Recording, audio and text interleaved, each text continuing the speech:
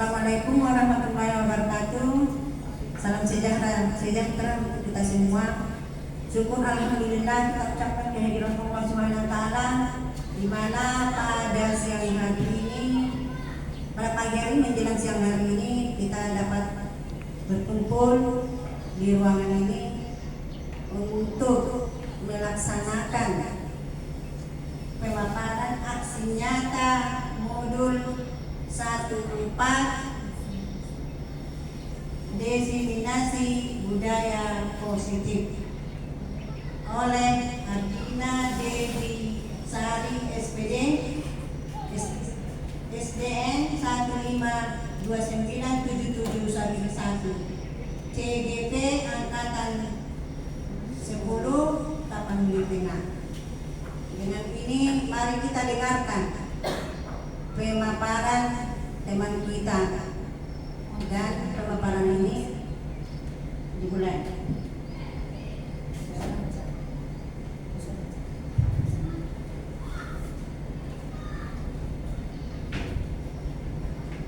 Baik, terima kasih saya panjatkan kepada Tuhan Yang Maha Esa, karena pada hari ini kita masih diberi kesehatan, masih diberi nafas kehidupan, kita berkumpul di tempat ini. Terima kasih saya ucapkan buat Ibu Kepala Sekolah yang telah membuka diskusi kita hari ini, dan terima kasih juga saya ucapkan kepada rekan-rekan sejawat. Hari ini saya akan mempresentasikan aksi nyata modul 14 diseminasi budaya positif. Oke, perkenalkan di sini ada fasilitator saya yaitu Bapak Tony Rian, dan pengajar praktek saya itu Tulus Amanalu, dan saya sendiri CGP angkatan 10. Nah, untuk itu Bapak Ibu, sebelumnya di sini yang pertama sekali ada 8 konsep inti budaya positif, di mana dari penjelasan nanti saya bahwa ke-8 ini saya akan terapkan, saya akan jelaskan mulai dari yang pertama adalah perubahan paradigma positif, yang kedua disiplin positif, dan yang ketiga nilai kebajikan, kebutuhan dasar manusia, motivasi perilaku manusia, posisi kontrol guru, keyakinan kelas, dan segitiga restitusi. Ya Bapak Ibu, inilah yang nanti kita diskusikan bersama-sama. Izin Bapak Ibu, saya juga bukan menggurui, kita di sini sama-sama berdiskusi, karena seperti saya juga mengikuti CGP, tidak ada yang benar, tidak ada yang salah, semua sama, karena di sini kita berkolaborasi. Nah, yang pertama adalah pembelajaran dengan paradigma baru, di mana merupakan pembelajaran yang dirancang berdasarkan prinsip pembelajaran berorientasi sehingga peserta didik belajar sesuai dengan kebutuhannya berdasarkan tahap perkembangan sesuai teori psikologi modern untuk mewujudkan profil Pancasila. Boleh Ibu saya buat briefing dulu biar kita semangat Bapak Ibu untuk memulainya. Boleh Bapak Ibu berdiri dulu, kita cek-cek dulu Bapak Ibu biar semangat dulu ya. Ada di sini.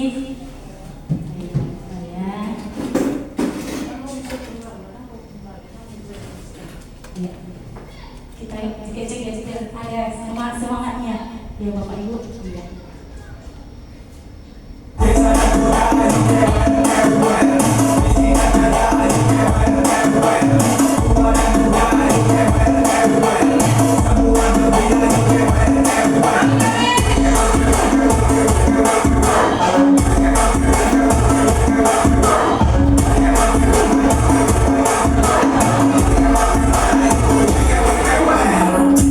Relaksasi,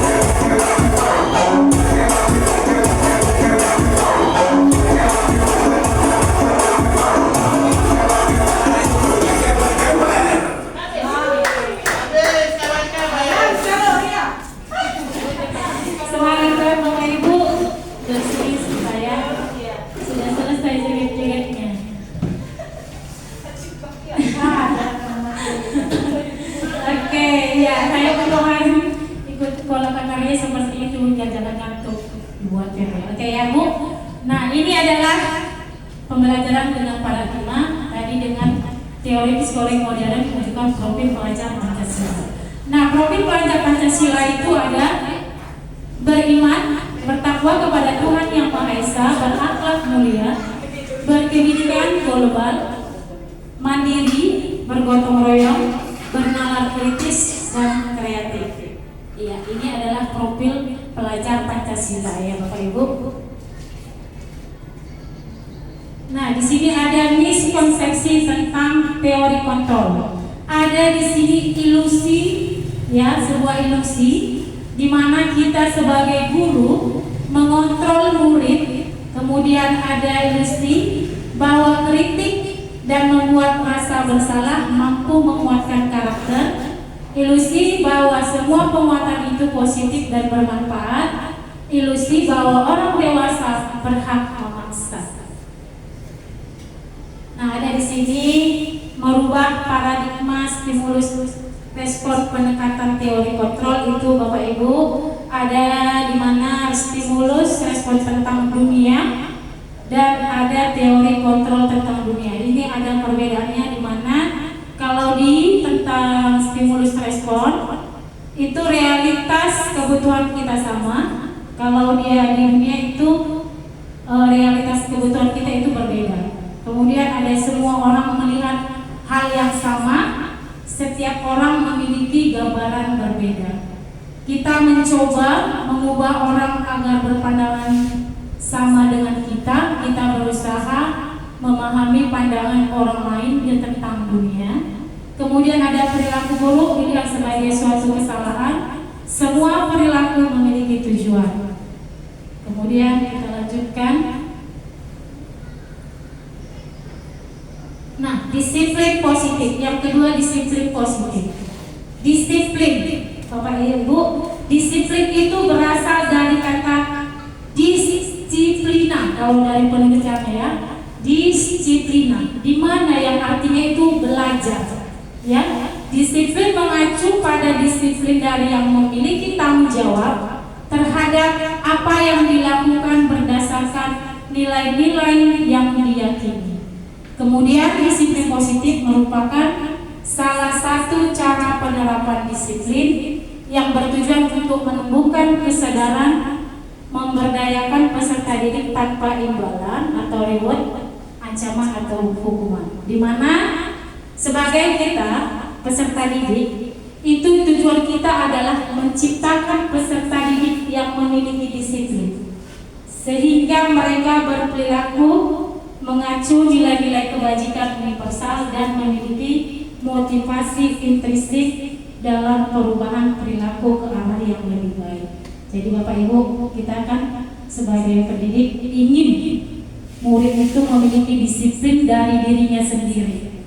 Ya, jadi kita menciptakan peserta didik itu yang memiliki disiplin dari dirinya sehingga dia memiliki nilai-nilai kebajikan. Ini ada nilai-nilai kebajikan, ada contoh nilai kebajikan. Yang pertama itu ada profil Pancasila yang tadi sudah dimasuk dalam paradigma, yaitu kita ingin siswa itu beriman, bertakwa.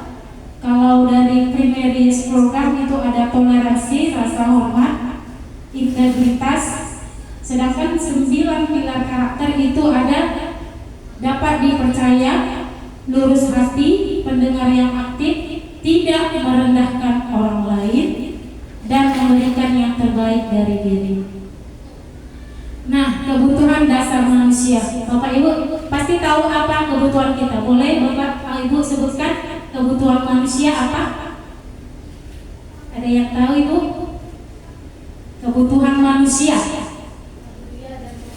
lahiriah dan rohaniah. Boleh. Yang lain? Ada Ibu? Iya, primer, sekunder, yang makan ya Ibu ya, minum ya kan, itu adalah kebutuhan dasar manusia. Benar sekali ya. Jadi kebutuhan manusia adalah segala sesuatu yang dibutuhkan oleh manusia untuk mempertahankan keseimbangan kondisi psikologis dan psikologis yang bertujuan untuk mempertahankan kehidupan dan kesehatan. Ya, ada Bapak Ibu 5 kebutuhan dasar manusia menurut Dr. William Glasser. Yang pertama itu kasih sayang. Ya, kasih sayang itu di mana kita ini memiliki rasa diterima, diperdulikan. Kemudian ada bertahan hidup, ya yang dibilang Ibu Pranaya tadi adalah sekunder dan tersier, makan, pakaian, tempat tinggal. Kemudian kesenangan itu bermain. Kemudian penguasaan, harga diri, berprestasi, didengar. Kemudian kebebasan, itu adalah mandiri. Jadi menurut William ada 5 kebutuhan dasar manusia supaya kita memiliki seperti kasih sayang, bertahan hidup, kesenangan, penguasaan, kebebasan. Inilah menurut Dr. William Glasser. Nah, masuk kita ke motivasi perilaku manusia, itu ada 3. Yang pertama adalah menghindari ketidaknyamanan seperti hukuman. Kemudian mendapatkan imbalan atau penghargaan dari orang lain. Kemudian untuk menjadi orang yang mereka inginkan dan menghargai diri sendiri dengan nilai yang mereka percaya. Ini merupakan motivasi perilaku manusia. Nah, ada di situ konsep disiplin. Ada Bapak Ibu seperti hukuman, ya, dimana kita sebagai seorang guru, ya, ada hukuman, konsekuensi dan restitusi. Kalau hukuman itu biasanya memaksa, ya, murid menjadi rendah diri. Kemudian murid juga menyembunyikan kesalahan. Kalau konsekuensinya itu ada seperti memonitoring berkelanjutan kepada murid. Kemudian murid menghormati peraturan. Kemudian ada restitusi, murid bertanggung jawab dan menghormati dirinya dan orang lain. Nah, ini saya ambil contoh kasus, Ibu.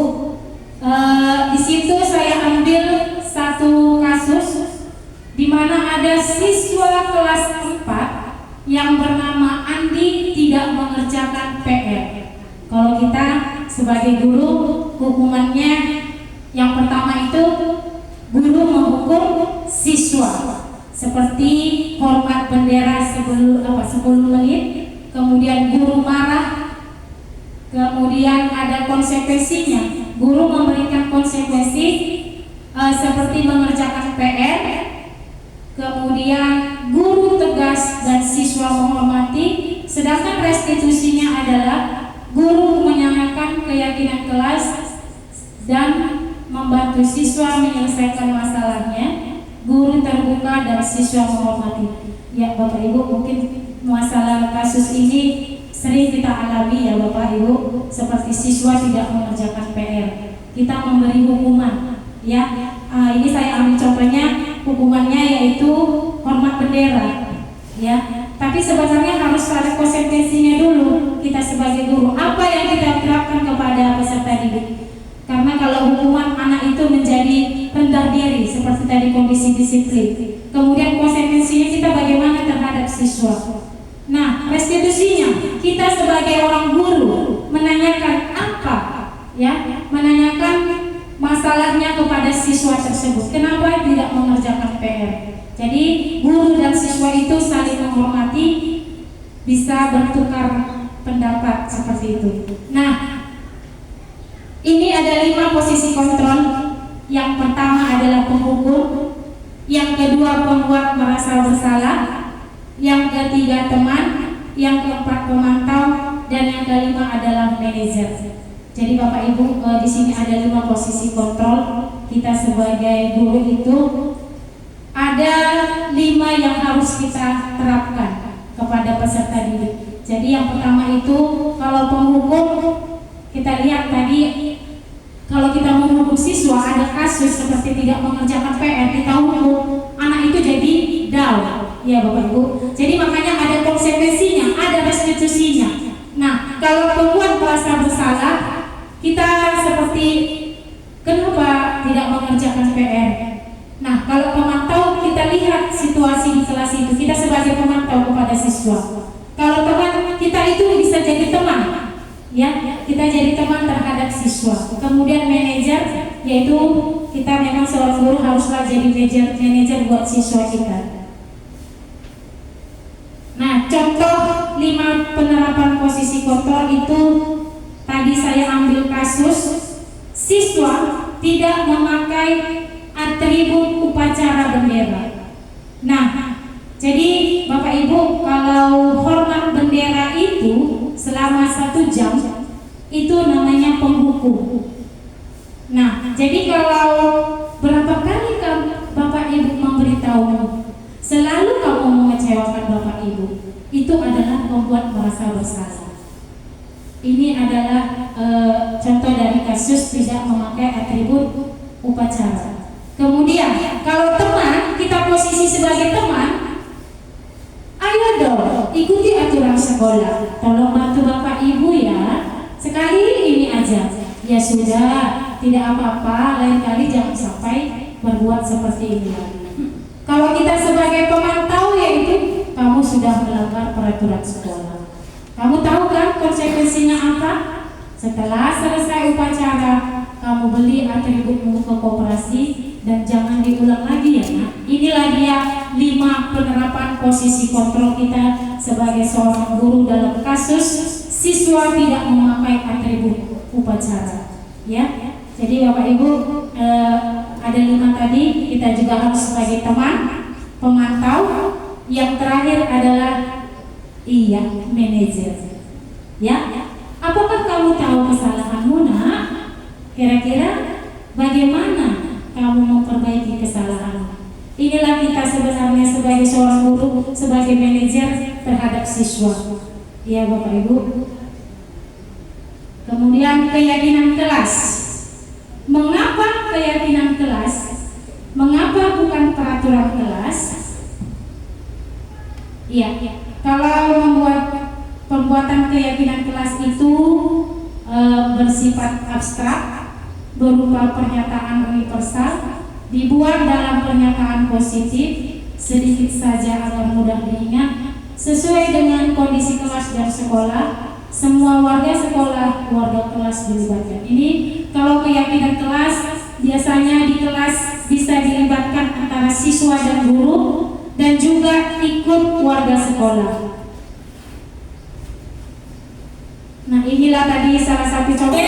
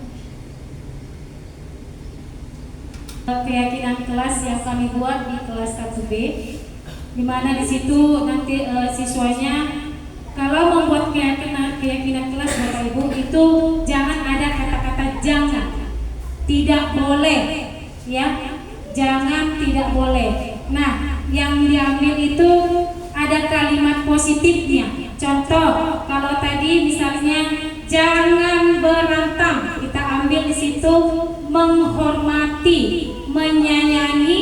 Kemudian ada lagi anak itu bilang jangan mencuri. Nah, kalimat positifnya itu seperti jujur, ya, jujur. Kemudian jangan terlambat. Ada di situ kalimat positifnya, datang tepat waktu. Itulah salah satu contoh keyakinan kelas yang dibuat di kelas 1B. Nah, inilah tadi Bapak Ibu hasil dari membuat keyakinan kelas.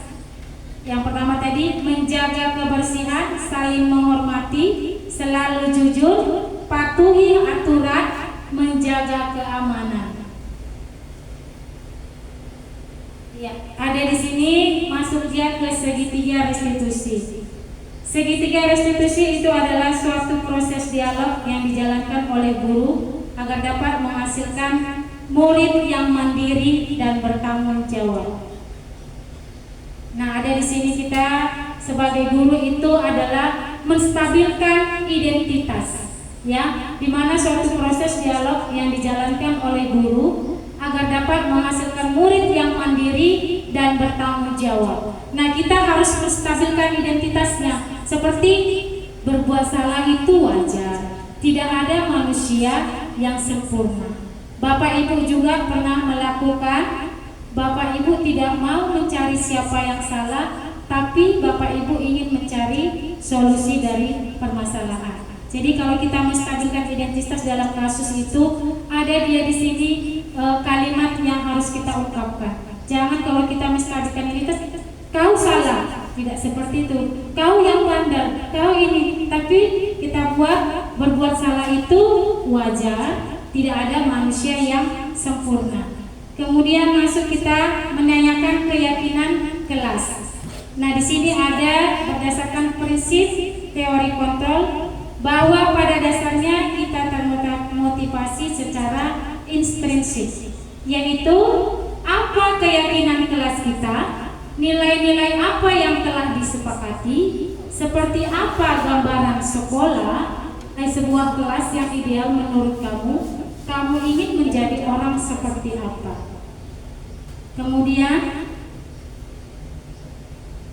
nah inilah kasus satu yang kemarin saya buat di LMS saya, yaitu di mana kasus yang pertama adalah Hamijah berbicara kotor pada temannya. Kemudian kasus yang kedua adalah Clarissa tidak membawa buku pelajaran bahasa Indonesia. Ya, inilah pada saat saya membuat restitusi, di mana siswa yang bernama Amijan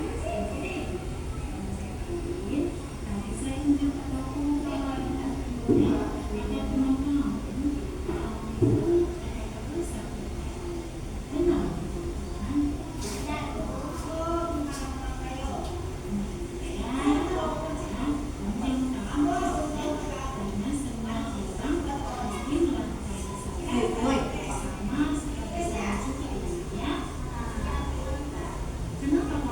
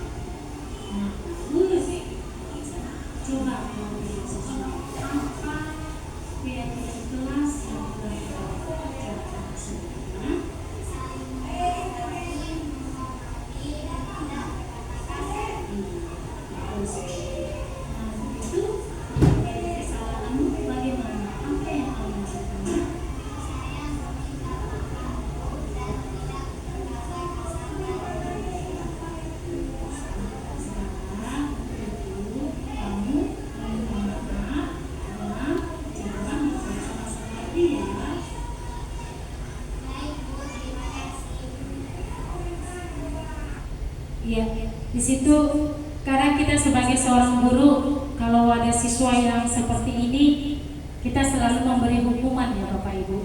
Kadang sebenarnya kalau dalam segitiga restitusi itu ada 3. Yang pertama kita harus menstabilkan identitas, kemudian membuat keyakinan kelas, dan ketiga adalah kita harus menyelesaikan masalahnya di situ. Nah di sini iya. Nah dalam penerapan disiplin positif, hendaknya guru memiliki standar kepribadian, standar sosial yang baik, di mana guru mampu merefleksi dirinya dalam posisi kontrol saat ini.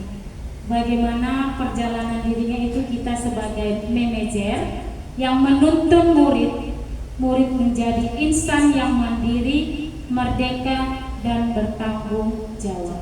Jadi kita sebagai seorang pendidik kita harus bisa menjadi manajer, ya Bapak Ibu. Jadi kita bukan seperti, sebenarnya sulit kalau kita membuat seperti itu.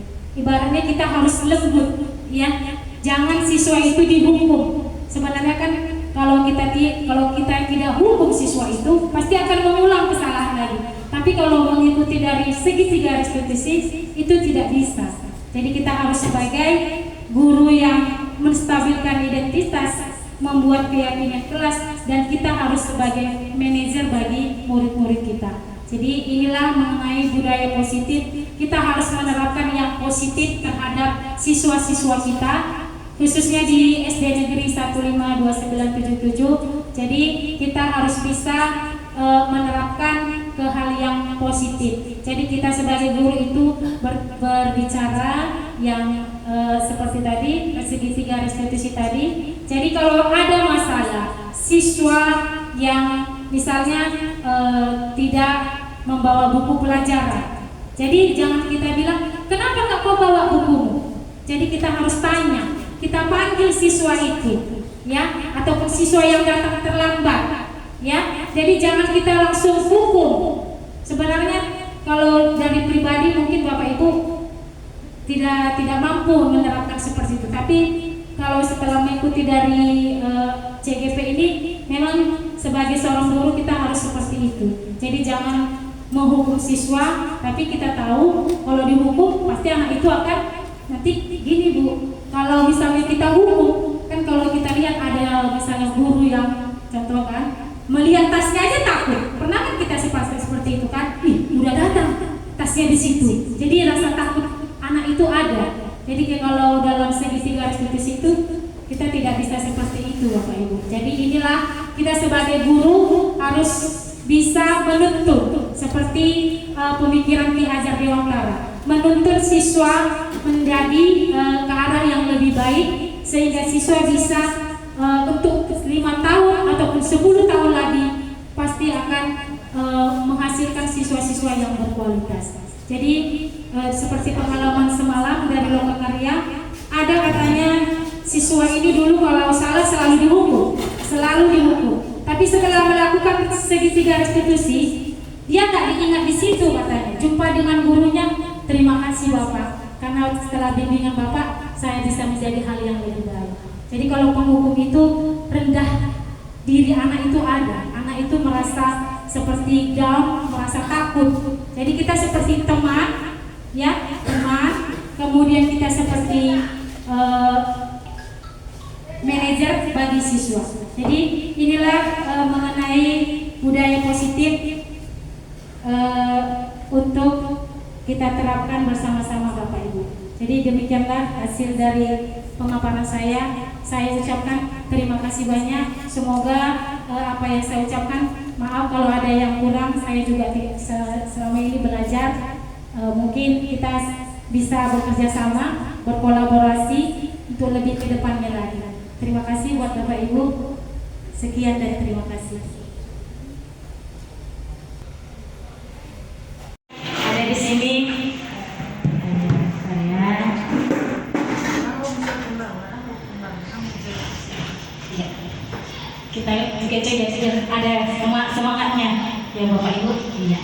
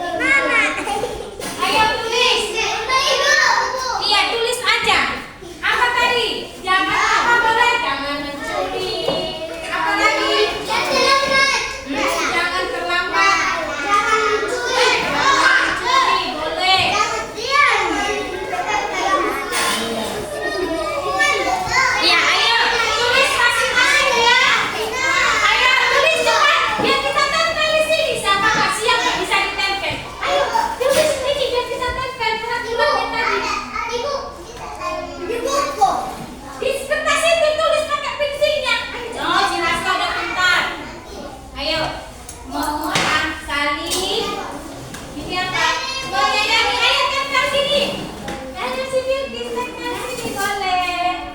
Si Bilky tempel nak. Iya, ayo cepat. Siapa lagi? Ayo. Nah, di kertasnya itu. Ayo tempel nak. Sini boleh tempel ya. Ayo tempel ya. Sini. Iya. Sebalik dong bikinnya. Oh, iya.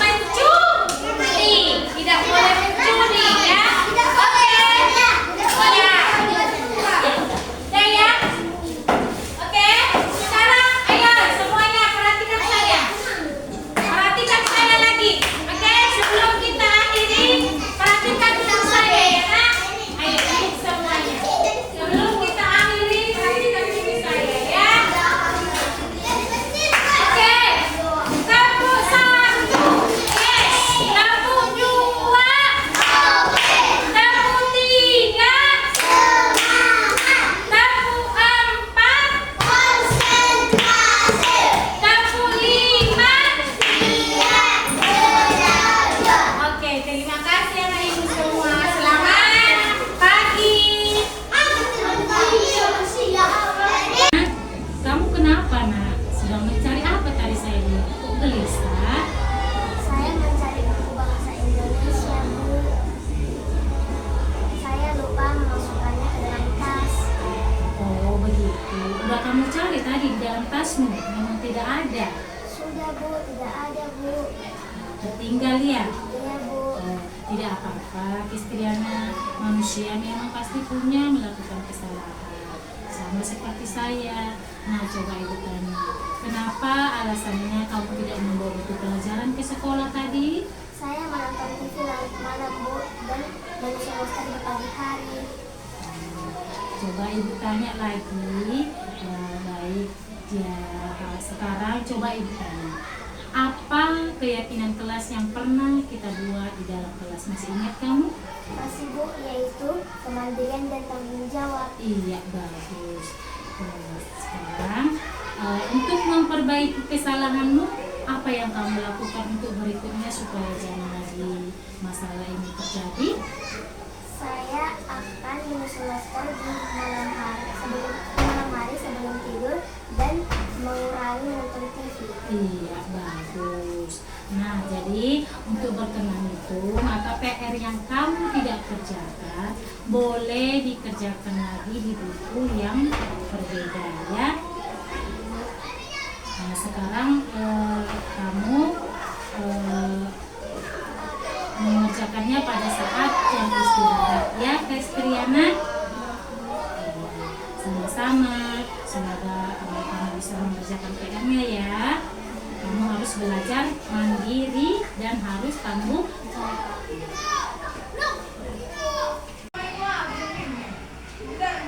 Silakan duduk.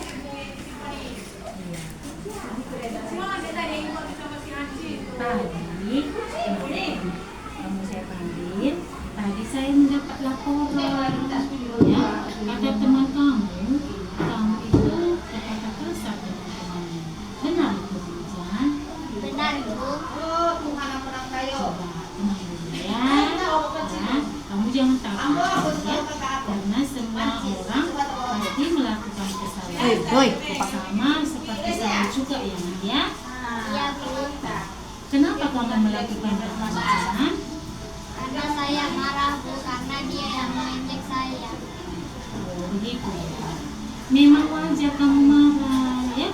Tapi kalau dengan berkata kasar dan menangis, itu sesuai nggak dengan keyakinan kelas yang kita buat? Tidak, Bu. Nah, bagus. Coba kalau tidak sesuai, apa keyakinan kelas yang telah kita buat? Coba kamu sebutkan. Saling menghargai, menghormati, dan tidak berkata kasar. Iya, betul sekali. Nah, untuk itu memperbaiki kesalahanmu bagaimana? Apa yang kamu lakukan? Nak? Saya meminta maaf, Bu, dan tidak berkata kasar lagi. Iya, bagus. Nah, sekarang untuk itu kamu meminta maaf dan jangan berkata kasar lagi ya. Baik, Bu, terima kasih. Perkenalkan, nama saya Hamizan Hasibuan, kelas 4 SD. Saya telah berdiskusi dengan ibu guru saya dan telah menyelesaikan masalah. Saling menghargai dan menghormati dan bisa mengendalikan diri. Kristiana, saya berterima kasih kepada Bu Guru karena tindakan yang saya lakukan tidak membawa buku. Saya akan mengurangi menonton TV dan menyusun masker di malam hari sebelum tidur. Valerin, saya sudah mempelajari keyakinan kelas dan saya sudah membuat Di dalam kelas. Terima kasih ya Bu Guru sudah mengajari kami.